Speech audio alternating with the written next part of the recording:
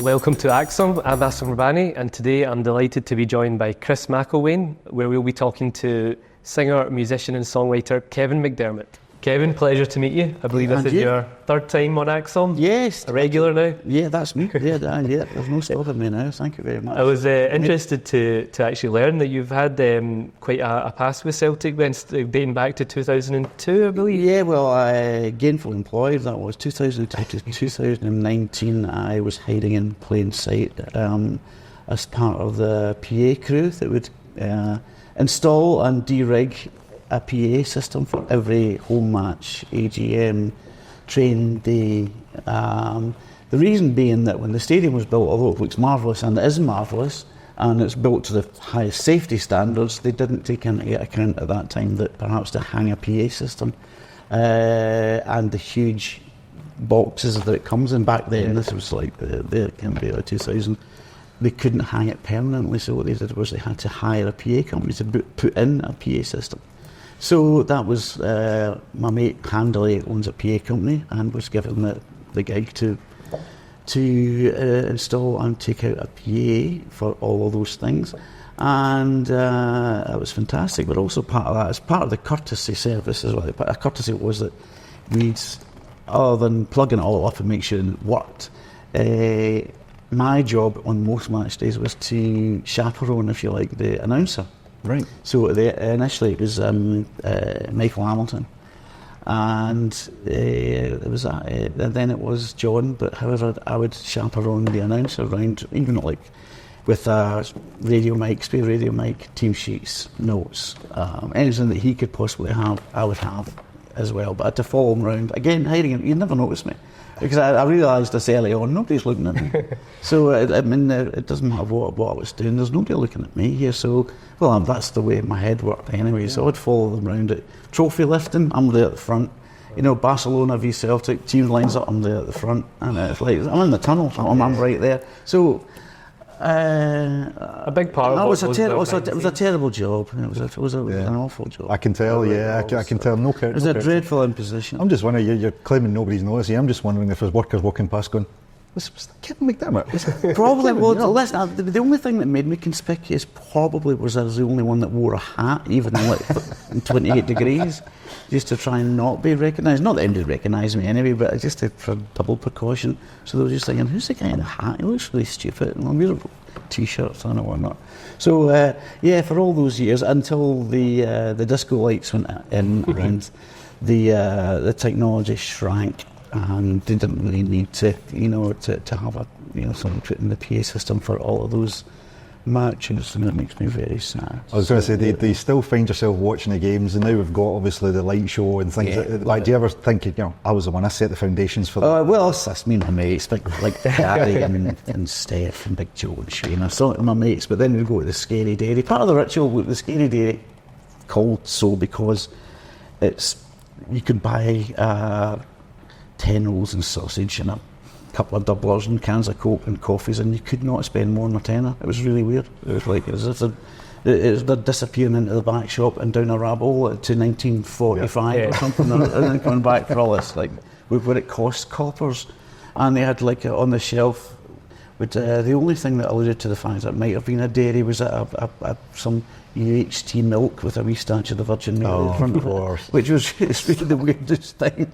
But it gave us sort of access to being a fly on the wall to how it would, like when you hear stories about the AGM and who was told to this and who was told that. So we were actually there. So you actually got some inside knowledge in it. Yeah, things that yes, but very.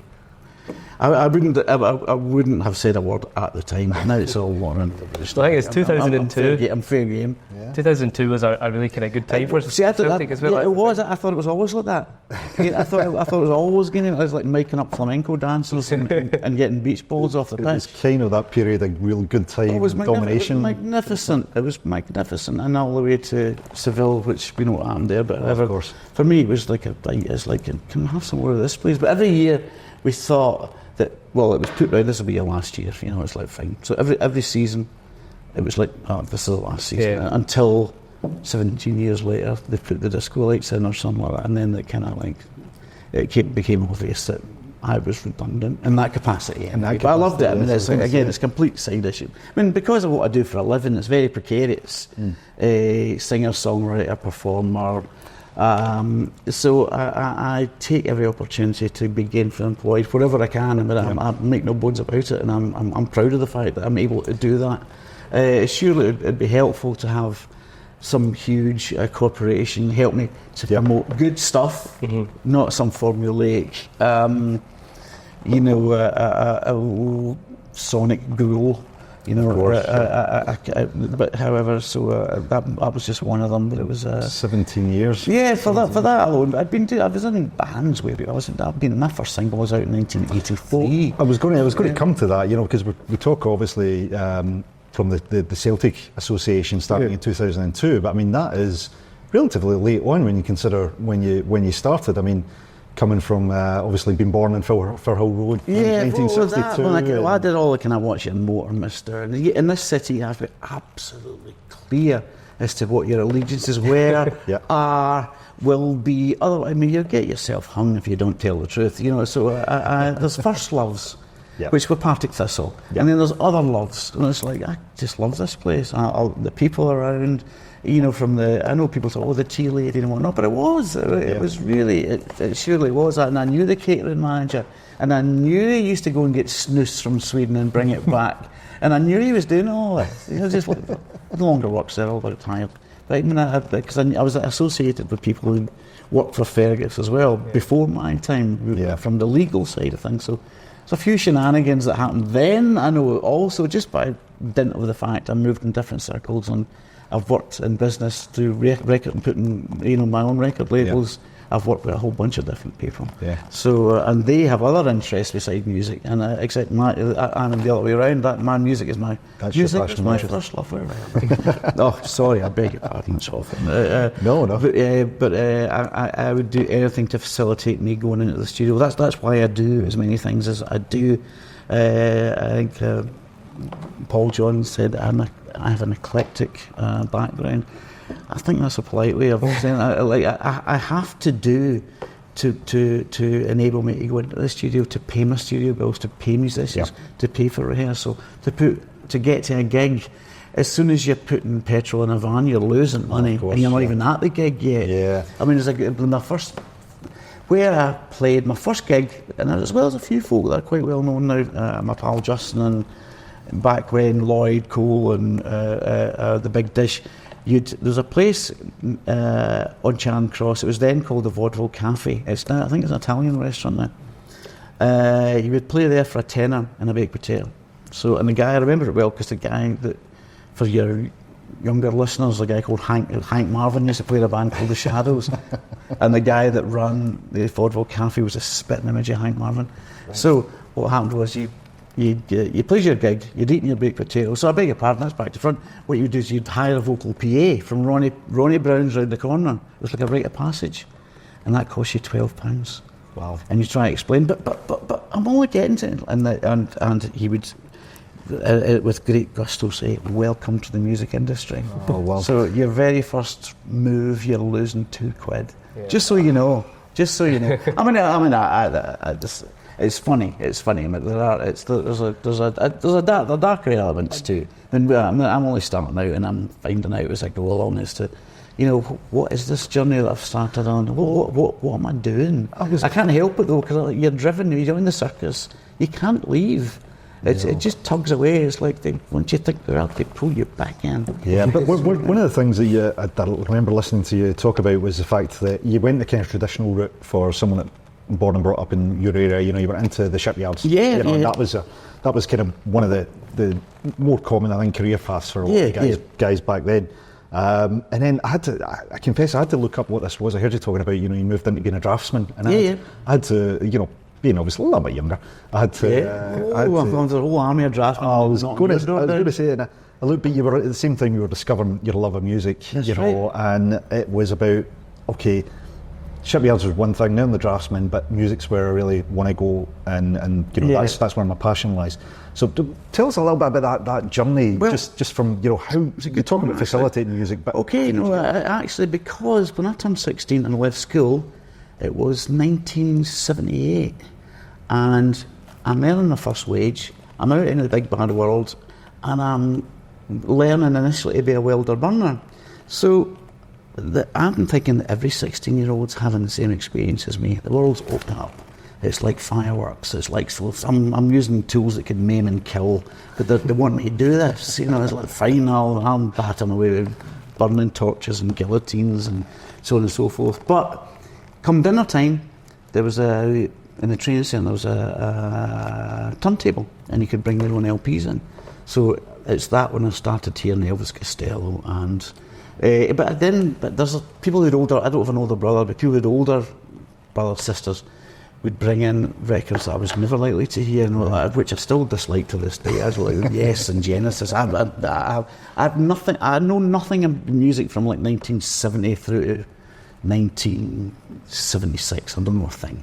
But however, come 77, 78, that's where you started. That was the Jam, the Buzzcocks, and Joy Division. Oh, Joy Division. But they opened for the Buzzcocks at the Apollo, which was just the Apollo was like, honestly, people try and eulogise at one gig and another gig. It truly was like going down the rabbit hole. It was like another planet.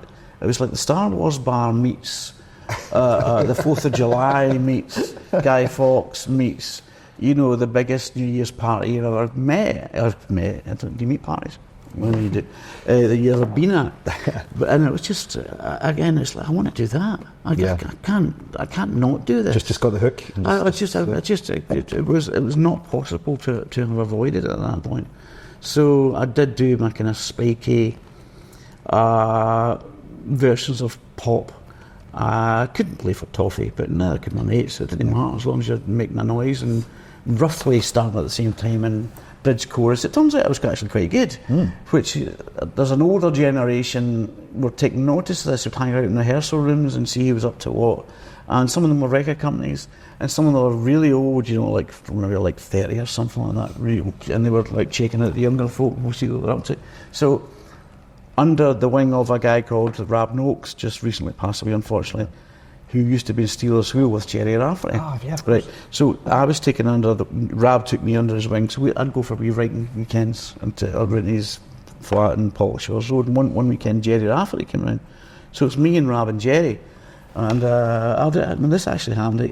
He was bad-mouthing Buzzcocks. Jerry Rafferty was he liked to drink, Jerry. I mean, I can't say I get on well with him, shall we say, bad things. He wasn't an easy guy to get along with. However, I should have known my place, but I didn't. So he was bad-mouthing Buzzcocks and whatnot. So I can't believe to this day it's like, I hate fucking saxophones. It was like that was like his Airways wife that time who just about held him back. I was going to say he was going to kill me. Oh, that kind of But peace was made, and at the end of it, a few stories were told about Jerry's life and what happened, and what it was like winning the pools every day. And I haven't now at that point. I'm not. I never have been financially motivated, but at that point, there's a bigger box being ticked as well. So I'm not thinking. Guitar-shaped pools. I'm thinking you could do this for a living. Yeah, you're actually doing it. That's what I'm thinking.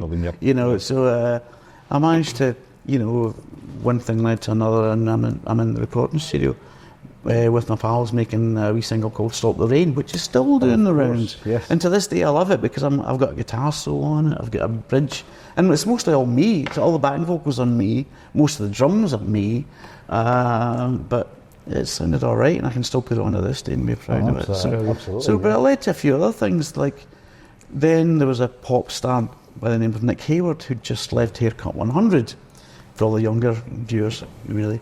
But few of us can remember that. But he did me a big favour in that he wanted us to go on tour with him, and we couldn't afford to go on tour, hotels, transport. What he did was he allowed us to use his tour bus as a hotel room, which was phenomenal of him. And that was another. First of all, I'm still working in the shipyards. I've got new apps and stuff. So I'm still working in the shipyards. I'm earning a living. I'm playing huge places for me. I'm playing theatres. I'm playing the Dominion Theatre in London, and then back up the road to do my shift as a draftsman, which I hated because I'd been promoted at that point from Wilder Burner, because I take a journal levels, or take a journal level, and I was then made a draftsman, which I loved the shop floor. I loved working with things that would kill and maim, which it doesn't continue to this day, but it was fascinating to do that, and the drawing office was not for me. It was the weapons section as well. You trust me, we have a nuclear bomb. I don't that did happen, but I was still, if you like, semi-professional. I was playing all the time, and then I left. They came in that order. I left, but I took voluntary redundancy. Back then, it was maybe like a month. So, I was going to say not comparable to what you get today. No, and I was only like, I don't know, I'm only 20 at that time. So, but I made a demo with 2 songs on it. Stop the Rain. No, not Stop the Rain. Beg your pardon. Wheels of Wonder and Angel. And I sent it away and immediately got a recording contract. Oh, well, Island get back to me, what to sign you. Island and at that point, everybody was so paranoid that they were missing out on something. Everybody was offering me the earth at that point. So it was Warner Brothers and CBS and so. But I decided that Island were the place for me because of the history, the nurturing, not knowing that they just get a new manager and to use footballing parlance, and my face didn't fit. So there is a crossover there to the football element there. So I was like, I didn't fancy him much. That's pretty much what happened. So we were Ballancher's Kitchen came out, and on that there's a guitar player called Robbie McIntosh, who is a fabulous guitar player who left Pretenders to come and came and did my album, but he was staying in my little flat in Napier's Hall Street on the hill. Because just because we hung out and we get on really well. Just sit and drink wine and laugh and before daft videos like, I don't know, Three Stooges or whatever it happened to be. And but it was then in the days of landlines, mobile phones weren't prevalent at that point. So my phone keeps going for Robbie. Well, it's for you, Robbie. It's for you. And my phone was in the kitchen, so I wasn't hearing what's on. So Robbie comes back one night after we'd recorded the album pretty much. Yeah, that was Pete Townsend. Pete Townsend. I was like, no, I'm bristling. I'm that full of myself. This can't be good news. He doesn't want me in his band, so he probably wants you in his band. Would that be about right? Yeah, he wants me to join in. So I can't do it. He's like, I'm like, you just can't do it. It's like, what? So okay, so what's happening? Because I said, and he can't. Man. So he's leaving my band to join the Beatles. And I'm like, drat. Dastardly failed. We're obviously here today at the Barrows Art and Design, and the theme of this kind of series has been from the Barrowlands to the Barrowfields to the Barrowlands. Yep. What was your kind of memories of playing at the Barrowlands? Fantastic, brilliant. Really, it still gets under your. It's one of these places metaphorically gets under your fingernails, and you want to come back. And I hope they spend some money on it, but I don't want them to tear out the elements that matter, which they could do. I say they, don't know who that. I would like someone to put some money into it, because you take the sign away, maybe there's an old building there that needs some updating. So, but I just loved it. I was just on my way here. I had to check that I'm still on the Walk of Fame on the way here, which I'm twice. I was going to say twice. Not many people are. Twice. So, but I think there's a kind of dirty work at the crossroads. There's entropy that's taking place there. They're not keeping it together and nice and tidy and whatnot. It's such a heritage that you want to keep that. You want to preserve that. Well, you preserve that, but it's also it signals the creativity of the city. But there's not that many here for an area that's given so much. Absolutely. It's really, and that's not just a recent thing. I know the arts are not funded, which they aren't, but it's at least it wouldn't cost much to just show the significance of what occurred here. And just in bands that I like, some of the bands on that walk I can't stand, and a lot of them I haven't heard of, So, but however, it's like significant, and if you let the history go, then you can say whatever you want about it, absolutely. I guess that mirrors what a lot of the previous guests have said about Barrowfields as a training complex. I've heard so much about that. It's still so historic in terms of what it means, and it's good that Celtic are now using that for the women's development and stuff like that. So because it's synonymous with the club, but I think as you've said as well, Kevin, it's synonymous with the musical creativity in the city, and what's came from it.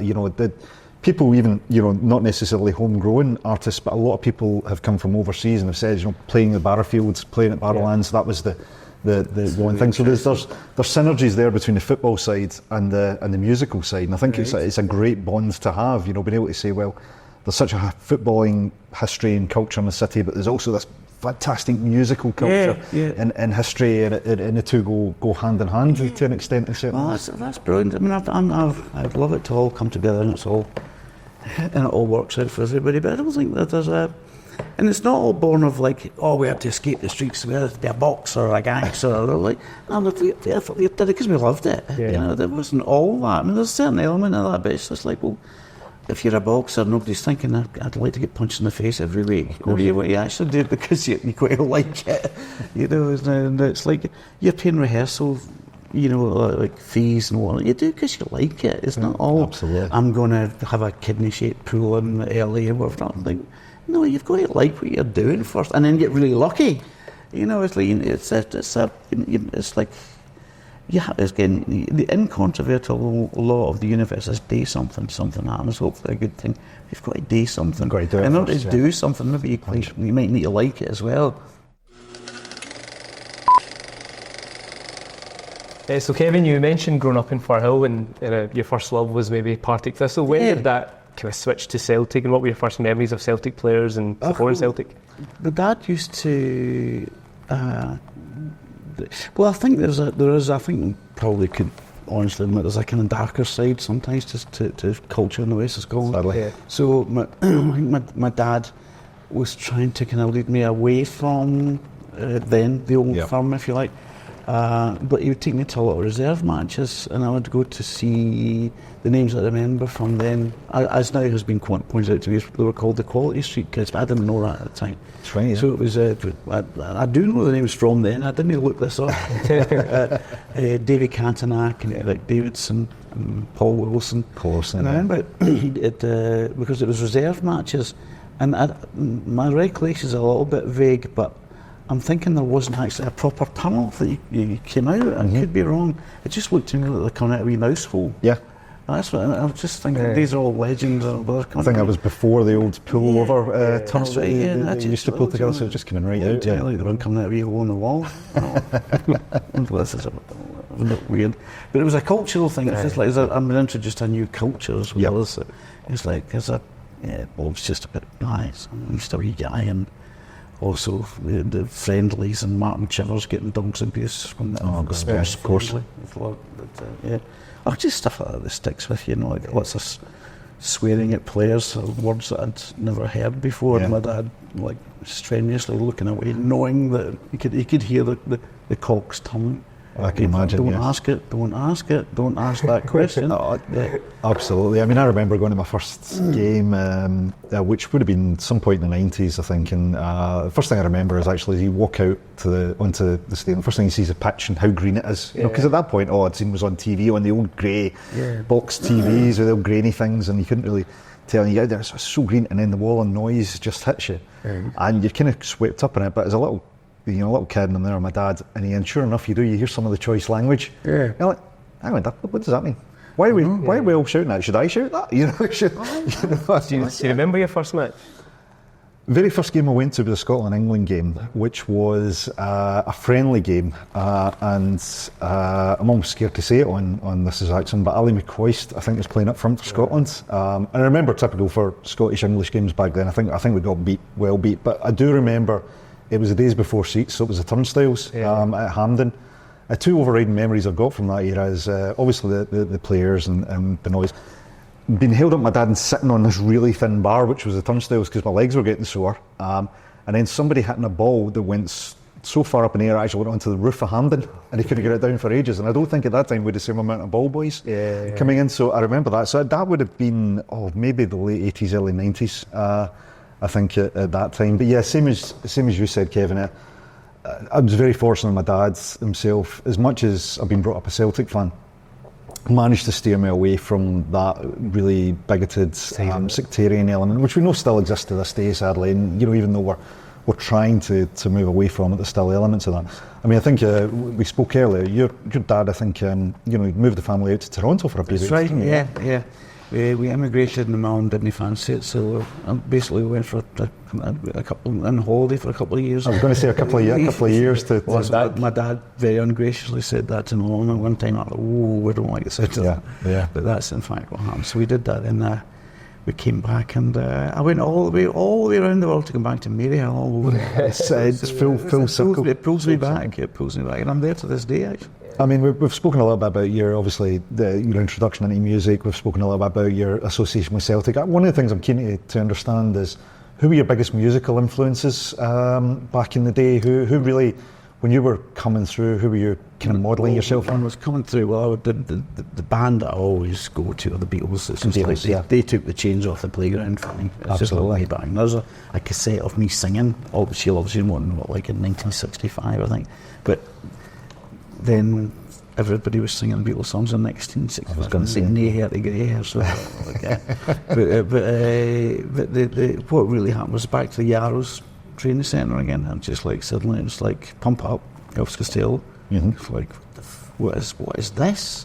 And it was like first gig back to the Apollo again. I'm repeating myself, I know, but it was noteworthy that I think I was not alone in having experienced that. It was the 23rd of December 1978, and the Rezillas were on stage, and the place was going absolutely bananas. And that might not mean anything to anybody, the Rezillas, but check them out, they're as relevant now as they were then. There's this power pop, but in a kind of cartoony, sort of tongue-in-cheek sort of way. But in fact, there's a huge record producer called Bob Clearmountain. Right. That was the first record he produced, was their Can't Stand the Rezillas. Fantastic. I love that fun fact for you there. So so that was it's no accident the record is enduring, because it was meant to be endured. Fantastic. Yeah, but that led me down all.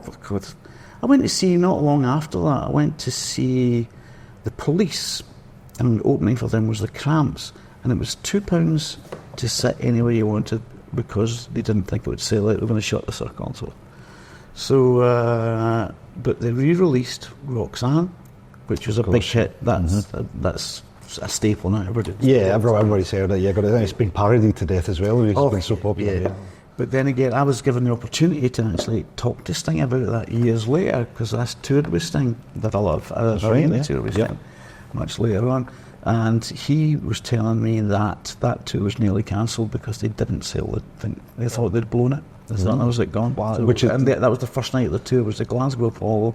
That changed the airlines as well. Sliding doors kind of moment. Well, is that? Yeah. It's that amazing influence. And then we talk about, football connections, and obviously Rod Stewart, albeit can be a little bit divisive amongst the support, but he's very much associated to Celtic. And I believe you not only backed him up at Wembley, but you'd mentioned earlier you're playing in his football team as well. That's right, I'm in his football team, midfield. I did. I've opened for him at Wembley Stadium, singing, playing guitar, but I also played for his football team against England at the last game at the old Wembley. Wembley, yeah. The week before Keegan had resigned in the changing rooms. Next week, I think Germany beat them 1-0 or something. That's right. I remember that. Yeah, so we were in that dressing room, and Scotland won that game 3-2. So it's a matter of official historical fact that Scotland beat England 3-2 in the last game at the old Wembley. But also the midfield, I played in Danny McGrain's charity football team, diabetic charity. So the midfield on that day was me, Davy Cooper, and Tommy Burns. Wow. So that's some company to be in. I've got the photograph, it's all through. I get the ball back for Tommy Burns, I gave it to David Cooper. Then you signed Kevin up for the next charity game. I'm thinking, I mean, that's... I'll leave find my legs first. I'm going to see where I'm at with that, but I could have been a contender. I was going to say, definitely. I mean, that's one of those days, So there's all that. So see, I'm equally... again, Danny McGrain gave the team talk that day, and it's like, okay, for all you non-professionals, just get the ball and pass to the nearest ex-pro. I was just for Tommy. Like the rest of you just have a bit of fun. Tommy just retired from Kilmarnock at that point. Of course, yeah, would have been around that time. Yeah. Further to that kind of Scotland connection, I believe you had a hand in one of the songs. Yeah, I can't say I'm a huge fan of the Elementary song "Don't Come Home Too Soon." Sorry, Justin, but it's just like that. But I sang all the high parts on it. Mm-hmm. All the I'm doing all the high parts, like, because I could sing quite. Anybody could, well, Justin could, but I did it. But I'd also, the rest of the band were in the control room, but I'm on the studio floor, kind of trying to coordinate the players to join in, and I did that kind of like on the beat, on the beat. And Andy Gorham was right across from me, and he did not want to be there. Oh, really? He was like, I pure don't want to do that. I pure don't want to do this. You couldn't get any more. That was the look. It's just letting, and I just pure let him go. I just pure didn't urge him anymore, and just let him pure leave. This was a lost battle, the lost cause. Oh, wow. So there's that, yeah.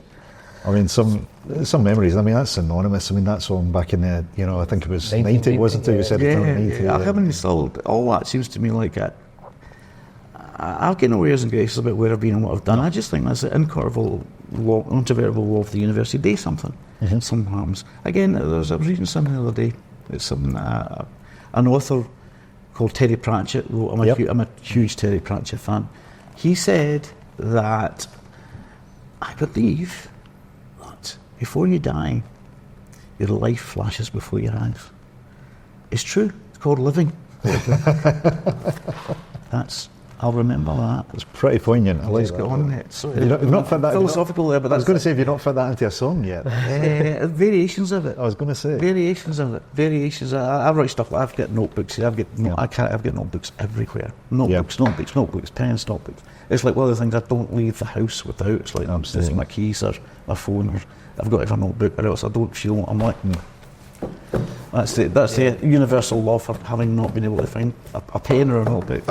So that's that. I mean, surely you look back. I mean, and one of the things that comes across, and I assume we've all spoken about this before off camera, but there's no element of kind of celebrity that comes from you, and I mean that in the nicest, in the right possible sense, in that you're someone that's living this life because that's what you want to live, and it's all about the music and the passion. But when you look back on your career and all the stuff you've done, I mean, everything from playing Wembley and teaching yourself how to play the guitar, for example, what I think is phenomenal. I think it was your uncle gave you your first. Yeah, well, God bless him, he's not here now, but he took credit for that. Play the accordion. And a wee bit of guitar. See. Gotcha. But but see, again, you're talking about, if we're referring to celebrity fame or whatever, these things are such flimsy things to aspire to. They're so flimsy. And shows that have become, and I'm talking out of date now as well, because I don't watch terrestrial telly at all, but those that go on telly thinking they're going to get famous, you're off your head. Yeah. You're on to a loser. You've got a dragon by the tail there. You don't know what you're doing. You just get honest. Don't do it for that. Do it because it's what you want to do. Yeah, because you want to do it, because otherwise, a sticky end awaits. One way or another. I don't wish that on anybody, but I think you can see it in folk. It's just like they're not in the present. But as you say, Chris, there's a humility that shines through, and I don't know if it's a generational thing with the way society is these days, that a lot of people are in it for the fame and for the recognition rather than maybe the love of what they do and stuff like that. Yeah, and it's nourishment. If you don't like it, then why are you? You're right. Well, do you know what this? Sorry, I'm waffling a little bit here, but what?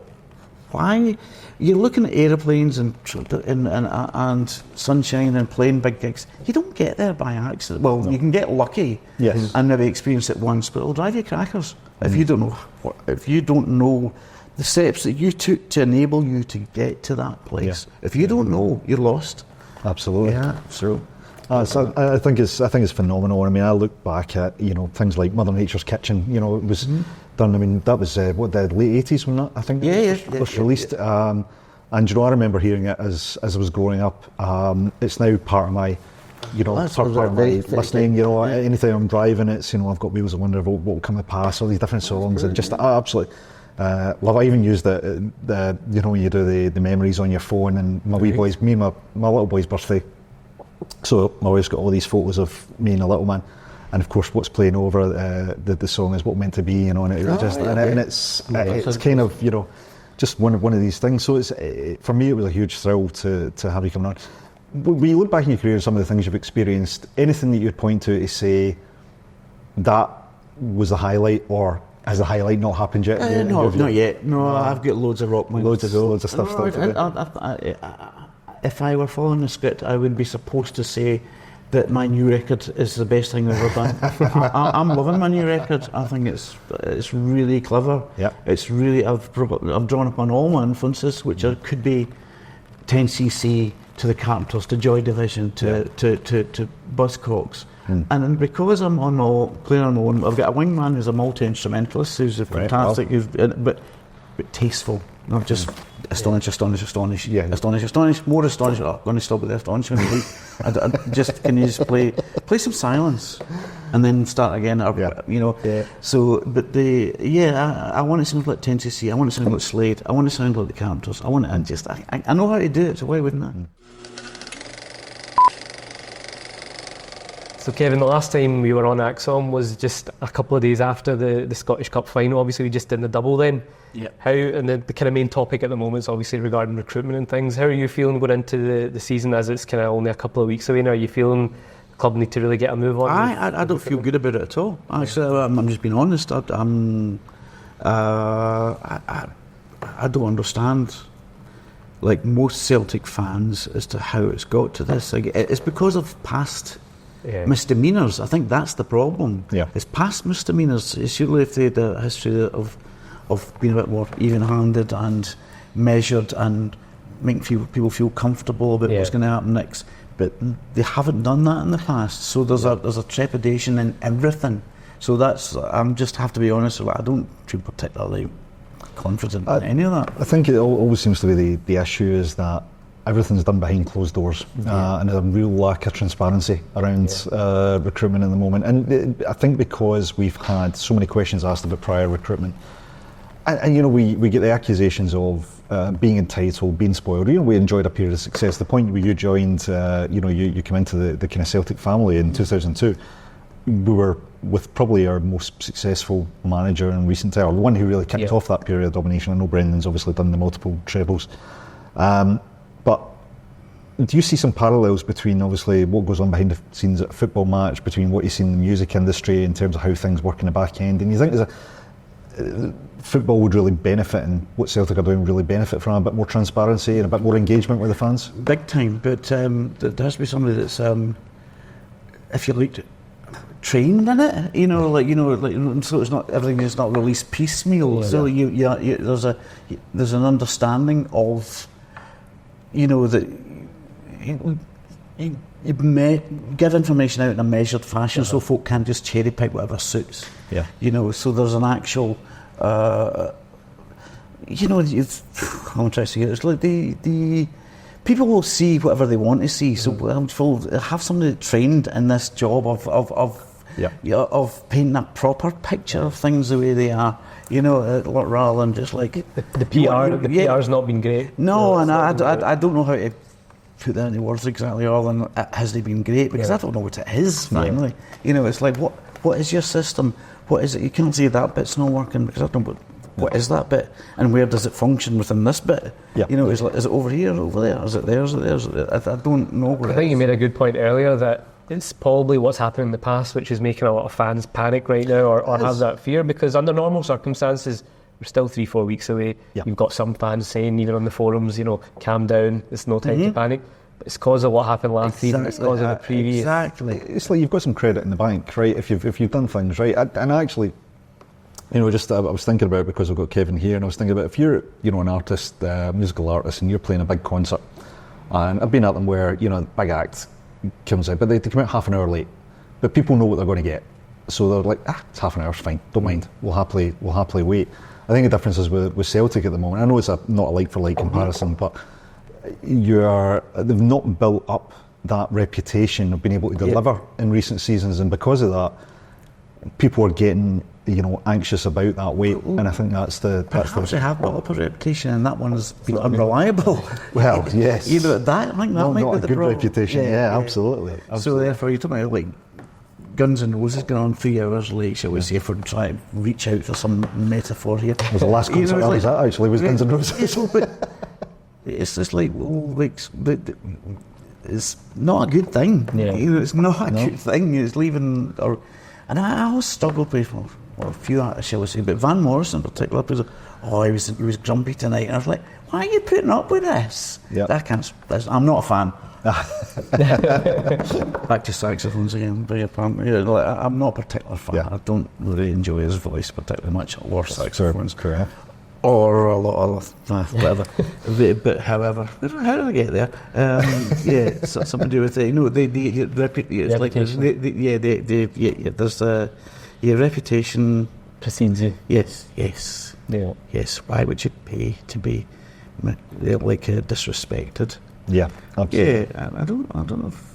There's a perception Celtic board are disrespecting the fans. I think that's maybe. I think that's maybe. And it may be unfair, but I think it's the optics, isn't it? It's the optics. I sometimes think they can benefit from having someone who is used to understanding what a fan's expectation is, and actually having someone there that says, you know what, there's certain bits of information that'd be worth sharing with the fans because you get them on side, and you know what you're doing.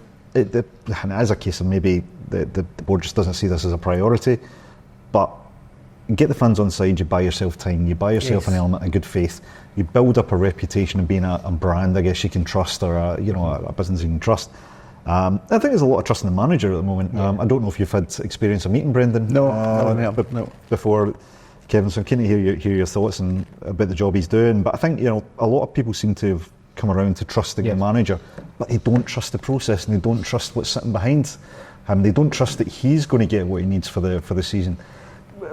Based on what you've seen, last season and coming into this season, what's your feelings on Brendan, the job he's doing? And I think I'm hoping that he hasn't been dealt a duff hand. That's what I'm hoping. I think he's a more than capable manager. Yeah. I don't actually know what elite manager means. I don't know what that means. It's a term that was used a lot last year. It's a bit of a divisive term. Yeah, I don't know what that is. He is, but he isn't. It's like, well, he's won stuff and he hasn't. But he nearly won stuff, and which one's elite and which one isn't. However, I digress. I just think his heart's in the right place. I think it is actually, but whether he's got the tools to do the job, etc., those usual tropes, but really that's what's required here. But even further back than that, the Celtic board have built themselves a reputation that isn't good, and I think that's where the problem lies. Where the comfort for me lies is with Brendan having the first time round left because he was not happy with what he was being back with.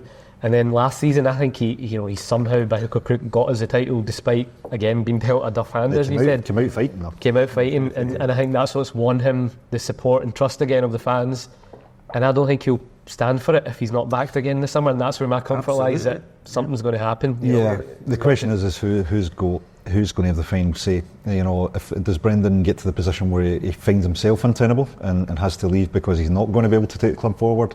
Or the club say, we've got a manager here who can take us to the next level, therefore let's give him, to a degree, what he wants. How do you think the fans would react to Brendan if he just says, right, you know what, I've been here before and I've had it? I think if he goes under those circumstances, I think fans will be on his side a wee bit. If he says, look, I'm not being backed again, I think fans would take his side. I mean, listen, I'm very much in Brendan's side already. I was pleased to see him come back. I felt as though, I know there was a lot of issues about the way he left. And as a Celtic fan, I was disappointed that he left at the point he left. I didn't really, I wasn't too bothered about his rationale for leaving the first time, because I thought, he is going to what would be considered the elite league, or at least that's the way it's hyped up.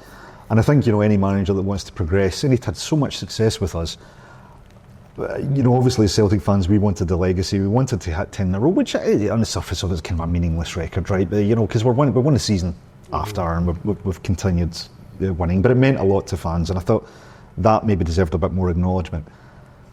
But I think if Brendan was to leave now for what, for reasons out with his control, as in he's not being backed by the board, I think he would have a lot more support from the fans around that, because I think he has worked hard to live up to his word this time. You know, he said, I'll be here in May. He was here in May. You know, he's still there. He delivered the title, which was the most important thing. He also got us the cup.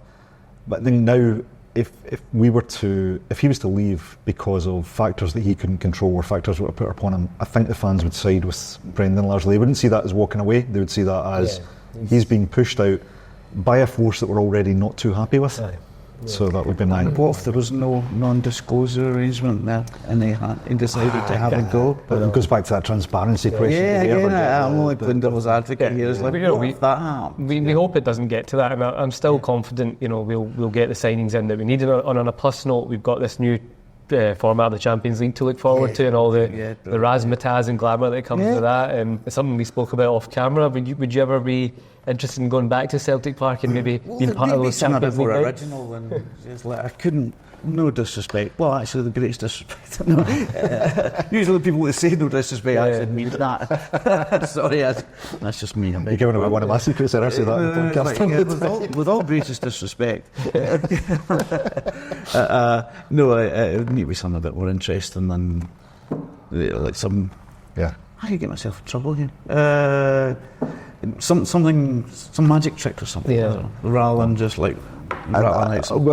Me being obviously a huge Celtic fan and a huge fan of yourself, Kevin, and the Kevin McDermott Orchestra and every iteration. I'm just thinking, you know, Kevin standing in the middle there doing the Wheels of Wonder, and I'd be in my you're one really happy fan. On that note, it's been an absolute pleasure to chat to you, Kevin. Thank you so much. It's been a real genuine privilege. Yeah. It's very kind of you, and thank you so much. Thank you for tuning in to This Is Acsom with myself and Chris McElwain. We had a special guest today, Kevin McDermott. Tune in again next Friday for This Is Acsom.